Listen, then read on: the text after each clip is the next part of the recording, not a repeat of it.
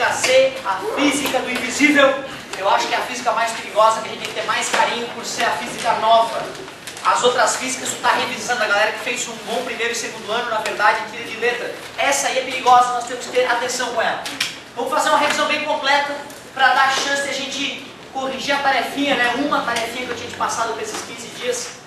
E vamos tocar a bola para frente. Primeiro, formulário que nós temos até agora. O que é esse aqui mesmo? Quantidade de carga elétrica. O N é o número de partículas em excesso. Porque lembra, né? Todo o corpo está entupido de prótons e elétrons. Só que se o cara tem 2 prótons a mais que elétrons, o N é 2. Certo? Então o N é o número de partículas que ele tem em excesso. E o que é o QE? É a quantidade de carga elementar, é a carga de um maldito elétron ou a carga de um próton. Por isso que a carga elementar ela é colocada no vestibular como mais ou menos 1,6 vezes 10 na menos 19 coulomb. Belezinha? Vimos que tem processo de electrização por atrito, esfrega um corpo no outro, um fica mais, o outro menos. Se um ganha mais 5, o outro menos 5, sinais opostos e mesmo módulo, electrização por atrito. Ganha por contato também, né? Um cara está neutro, outro cara está positivo, encosta e fica positivo. Mesma carga, uma contaminação, podemos pensar assim, né? E se os corpos em contato forem idênticos, a carga é dividida igualmente, não é isso? Beleza, tudo de bola. Tem electrização por indução, que tu aproxima o corpo indutor, né? Conecta o corpo induzido com a Terra, desconecta o corpo induzido da Terra, mantendo o indutor próximo. E nesse caso, o corpo que ficou carregado adquiriu carga de mesmo sinal ou sinal oposto ao do indutor? Vamos lembrar? Corpo neutro. Aproxima o indutor. Vamos pensar no indutor positivo. Os opostos? Os elétrons ficam atraídos. Conecta o corpo neutro com a Terra. E aí os elétrons vão subir pelo fio Terra, já que ele está atraindo elétrons. Depois que os elétrons subirem pelo fio Terra, tu vai desconectar a ligação com a Terra e o corpo ficou negativamente carregado. Os sinais opostos. A electrização por indução, os sinais são opostos. Legal. Logo depois nós começamos a ver que os opostos e os iguais se repelem. É a lei de Dufay, certo? Mais com mais repele, menos com menos repele, mais com menos atrai. E o Coulomb foi para o laboratório tentar entender essa lei melhor e começou a perceber que matematicamente a lei de Coulomb é muito similar à lei de atração das massas de Newton. Só que em vez de constante gravitacional universal vezes massa 1 vezes massa 2, a lei de Coulomb é constante eletrostática do meio vezes carga 1 vezes carga 2. A distância ao quadrado continua igualzinho nas duas leis, né? Por isso que eu te falei que gênio mesmo foi o Newton. O Coulomb, para ele o caminho já estava aberto, né? Era só pensar um pouquinho mais. Aliás, quando eu pego duas cargas que estão a uma certa distância uma da outra, carga 1 e carga 2, e dobro o valor de uma das cargas, o que acontece com a força entre elas? Dobra.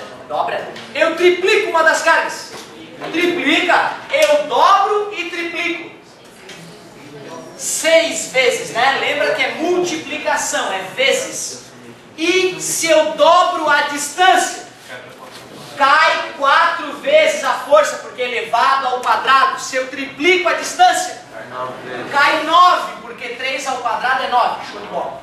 Se eu aproximo 10 vezes, aumenta 100 vezes a força. Show de bola. Essa ideia vale tanto para atração gravitacional quanto para atração ou repulsão elétrica. Tudo bem. Lei de Coulomb. Já fizemos alguns exercíciozinhos, só que a gente viu que aprender a calcular a força entre duas cargas elétricas não é o suficiente. E nós sabemos, inclusive, que em volta de cargas elétricas tem algo acontecendo, né? A gente chama essa coisa invisível de campo elétrico. Como é que são as linhas de campo para carga positiva? Divergentes ou convergentes? Divergentes, porque as linhas de campo são desenhadas para onde uma partícula positiva seria arremessada, não é isso?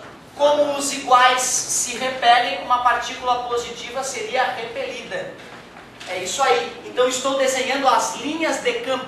Também tem um apelido, linhas de força. Linhas de campo ou linhas de força.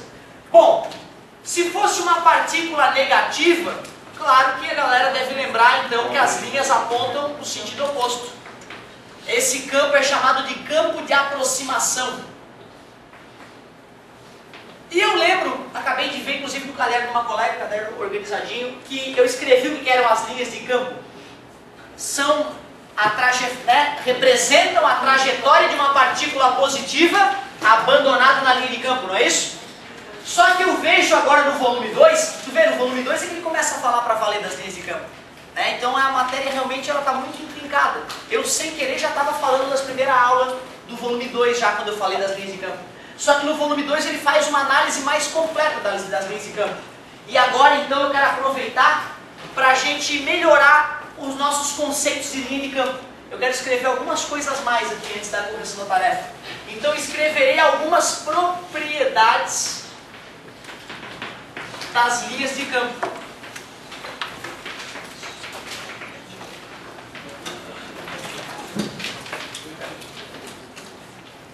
Como eu acabei de dizer, pode ser conhecida como linha de força também, tá? Linha de campo ou linha de força.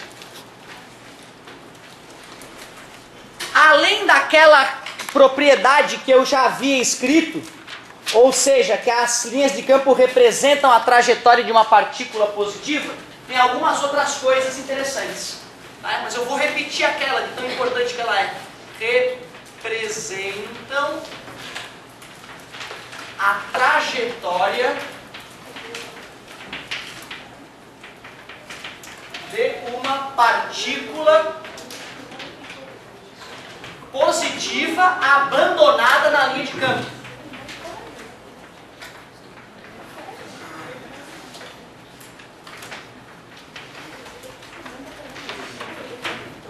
Essa é repeteco. Representam a trajetória de uma partícula positiva abandonada na linha de campo.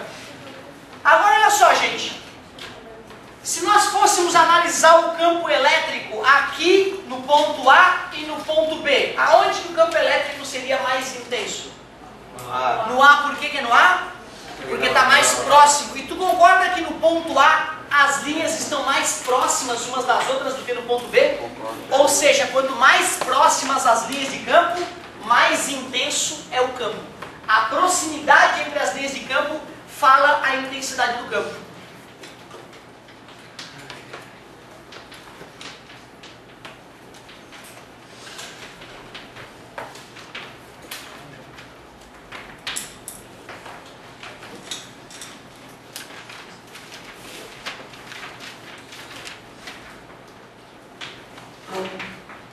Então eu já vi questão de vestibular assim, cara, ó, não dá nem para acreditar. O cara vai lá, representa algumas linhas de campo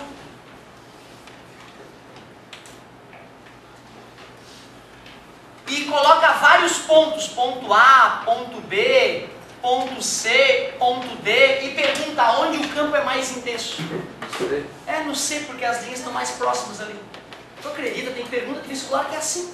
Só do cara lembrar de uma propriedade idiota da linha, o cara mata a questão. Tá? Então, quanto mais próximas as linhas de campo, mais intenso é o campo. Bem tranquilinho. Outra, já que elas representam a trajetória de uma partícula positiva, faria sentido eu largar uma partícula positiva aqui, outra acolá, e elas se cruzarem antes de ir para um determinado lugar? Não faz sentido, porque se elas fossem se cruzar, significa que nesse ponto uma tende a ir para um lado e no mesmo ponto outra tende a ir para outro lado. Não faz sentido. Já que as linhas representam a trajetória de partículas positivas, então essas linhas jamais se cruzarão. Então linhas de campo nunca se cruzam.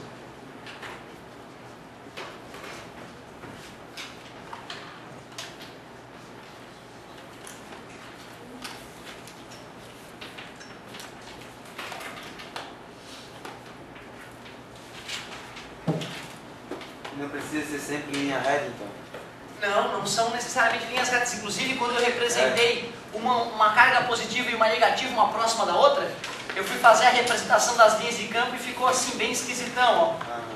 Ó. As linhas da apostila ficam muito mais bonitas que as minhas, né? Mas se vocês forem ver, elas têm a mesma filosofia de composição. Então aí seriam as linhas de campo aproximadamente próximas a uma partícula positiva e de uma negativa, certo? Próximas umas das outras. Ah, uma coisa muito importante, quase que eu ia esquecendo, uma propriedade muito importante.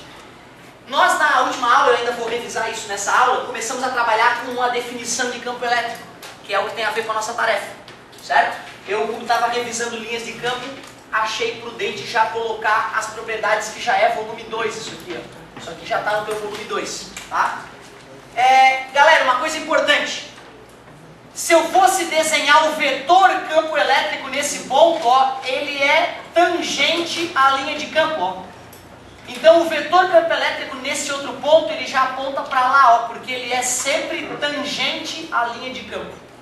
Se eu fosse representar o vetor campo elétrico naquele ponto, olha lá, é porque o vetor campo elétrico é o que mesmo? Tangente à linha de campo. Esse aqui que está mais distante deveria ser um pouquinho menor. Isso é uma propriedade que eles podem cobrar também. As linhas de campo são sempre tangentes aos vetores campo elétrico.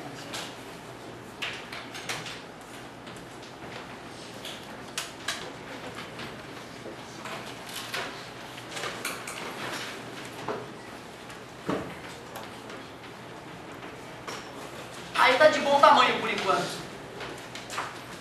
As linhas de campo são sempre tangentes aos vetores campo elétrico.